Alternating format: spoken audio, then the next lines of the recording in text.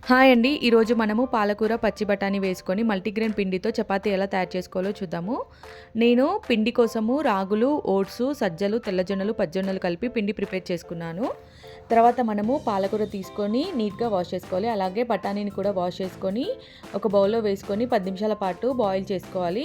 ఇప్పుడు బాయిల్ చేసుకున్న పచ్చి బఠానీని, పాలకూరని చల్లారే వరకు పక్కన ఉంచుకోవాలి.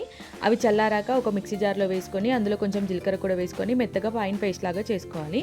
ఇప్పుడు స్టవ్ ఆన్ చేసి బాండీ పెట్టి మనం ఏ గ్లాస్‌తో అయితే పిండి తీసుకుంటున్నామో అదే గ్లాస్‌లో సగం గ్లాస్ వాటర్ తీసుకొని వాటర్‌ని హీట్ చేసుకోవాలి.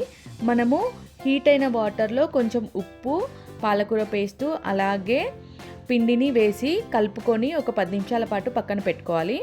ఇప్పుడు పిండి కొంచెం చల్లారాక కొంచెం వాటర్తో తడుపుకుంటూ పిండిని ముద్దలాగా తయారు చేసుకోవాలి. మనము ఈ చపాతీ చేసుకోవడానికి మెయిన్‌గా పిండిని ఎంత ఎక్కువసేపు కలుపుకుంటే చపాతీలు అంత సాఫ్ట్‌గా వస్తాయి.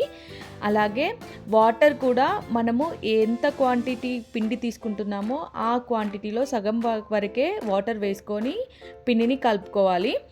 ఇలా మనము కలుపుకున్న పిండిని చిన్న ఉండలుగా చేసుకొని ఆ ఉండల్ని చపాతీలాగా తాల్చుకొని ఇప్పుడు పెనం పెట్టుకొని పెనం పైన ఆ చపాతీని వేసి కాల్చుకుంటే ఎంతో హెల్తీ చపాతీ రెడీ అయిపోతుంది.